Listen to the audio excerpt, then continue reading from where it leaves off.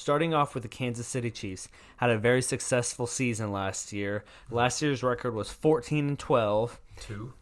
Yeah, 14-2. Yeah. I'm dyslexic. And then this year they're projected 12 wins by Vegas. Over under with that. Over. I have them at over 2. I have them winning 15 games. 15-2. And I think that's my largest win total, right above the Buccaneers at 14. So I think they'll have the best record in the NFL. Okay. And I think Spoiler. spoiler, but I don't think anybody would be surprised if they were the best team this year, upcoming. No, especially not in the regular season. Yeah, obviously their offense is just amazing with Patrick Mahomes, Tyreek Hill, Travis Kelce. And from an O-line that struggled last year, they said, you know what, let's get rid of Mitchell Schwartz, Austin Reitler, Daniel Kilgore, blah, blah, blah, and let's get some real men in here. Yeah. One guy they got was Creed Humphrey. They also traded for Orlando Brown. And they signed Joe Thuney. A very good signing in my Probably idea. the top free agent offensive lineman. So if you look at their left side, it is just insane, the talent. The right side, but they still have some good talent right there. They should be getting back Duvernay Tardif. Yeah. The doctor. I assume he would come back and play for them. He opted out of last year, so. And he's pretty good. Yeah, he is pretty good. So I would say their O-line is probably going to be considerably better than it was last year, and that's not a very good look for the rest of the league, if we're being honest. Yeah. And then we can move to wide receivers. Very good wide receiver in Corp, just because of Tyreek Hill. Mecole Hardman. And Travis Kelce. Well, yeah. But I'm talking about just the wide receivers. Mm-hmm. Behind Tyreek is Tyreek, but on another level of like bad. Like great value Tyreek. Yes, great value Tyreek. Exactly. You go to Dollar Gen, you'll see all the Tyreeks, but they're all for $1, and they're not that nice. Yeah, you're like, he's a little bit too tall, a little bit... not as fast, blah, blah, blah. But they all do the same thing. Mecole Hardman, Demarcus Robinson. They even have Antonio Callaway, just burners running down the field. Yep. That... on a normal team are all right, but on this team with Patrick Mahomes, they kind of makes them go up another notch. They'll probably all have a moment where they have 30 fantasy points this year. Yeah. And then I forgot about Brian Pringle, just another guy just like that. Great name. Really. We can go next to tight ends, obviously Travis Kelce. Would you say he's the best tight end in the league right now? When healthy, I would probably take George Kittle. I would too. But health considered, yes. Yeah, if I was to choose one, I would choose Travis Kelce. Right. Right, because I know he's going to be there. He's pretty healthy all the time. Yeah. But when, like you said, when they are healthy, I think George Kittle has a tiny edge. Yeah, exactly. Mm-hmm. Not much to talk about tight ends. It's just Travis Kelce's there, and he's really good, and he's always good. Yep. At everything. Yes. Yeah. And then the running backs. The running backs is kind of intriguing, I think, because last year they drafted Clyde Edwards-Helaire in the first round, and he was pretty good when he was playing. He got hurt. He was banged up a little bit, but he's coming back fully healthy. And behind him is Darrell Williams, Jerick McKinnon, and Darwin Thompson. I like the Jerick McKinnon signing a lot. My thoughts on these three guys are when Clyde Edwards-Helaire is not in there, everyone's like, oh, these three guys can really step up and they can be like the next Andy Reid big back. But they never are. Like, yeah, they're talented, but they never step up. So I don't see them doing much. I think it's Clyde Edwards-Helaire show, and I think he's going to get a lot of catches and a lot of carries.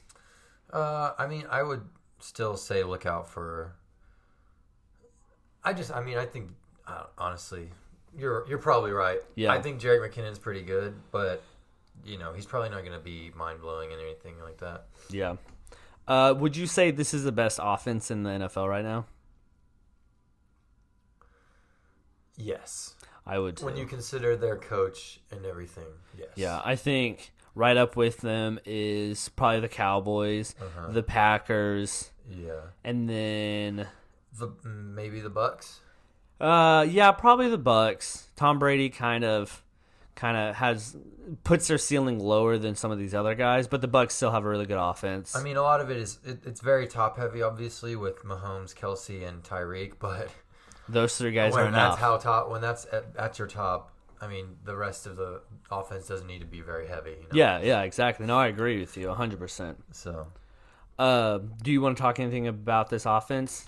Pretty No. cut and dry. They're just really good, and they're Yeah. going to be continuing to be really good. probably for as long as Andy Reid is still around eating cheeseburgers. And I think there's one of those offenses they could play any team, and they're not going to have problems. Like, Yeah. they're going to move the ball on any defense Yeah. effectively. I mean, that's pretty much been the deal for the last 3 years. So, yeah, I mean, I'm sure some teams are going to slow them down a little bit, but all in all, they're putting up at least 3 touchdowns in a game. Yeah.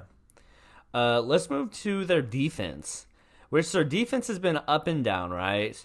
But last year it kind of went up more, and it kind of like, they were consistently good, Right. last year compared to previous years. Uh-huh.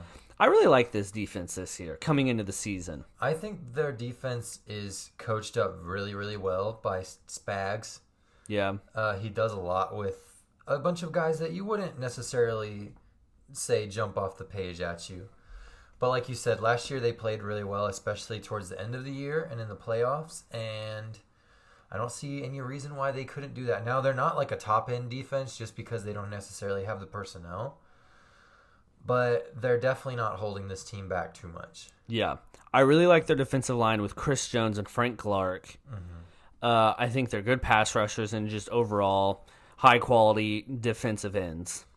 And then with their secondary, it's all right, but it's headlined by the Honey Badger, Tyrann Mathieu, which has had a career resurgence with the Chiefs organization, Right. and it's awesome to watch that. Watch his caliber of play. Yeah, he's definitely one of the most valuable DBs in the entire league because of what he does for them. Yeah, and I think they are suspect with like Charvarius Ward and Mike Hughes and Ladarius Sneed, but the Honey Badger kind of makes up for those guys. Yeah, it's a they're very aggressive defense.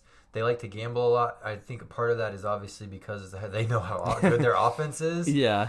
But it also allows them to really kind of know what they want to do and execute it pretty well. So, like you said, Tyrann Mathieu is the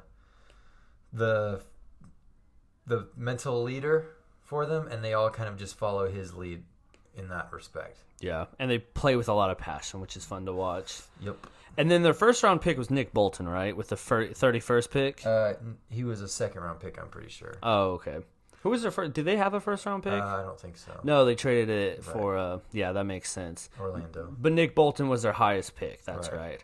right. Coming into this linebacker core, that's a little suspect, so he should boost that overall. And then I want to talk about Daniel Sorensen. Had a big play in the AFC divisional round, getting a fumble, which was kind of controversy. Mm-hmm. But this guy is just funny to watch because he's really white. Yeah. And no, it's not him. It's maybe it is Daniel Sorensen. But there's one guy on this team that just doesn't really fit into the football field.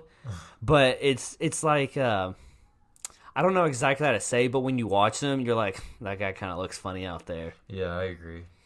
I can't think of his name, but I think it's probably who else would it be? yeah, I think it's Daniel Sorensen. Yeah. Anything else you want to talk about this team? Watch out for Willie Gay. Yeah. He's kind of like he had a lot of problems in college. He's kind of still getting his feet wet in the NFL. A lot of potential there.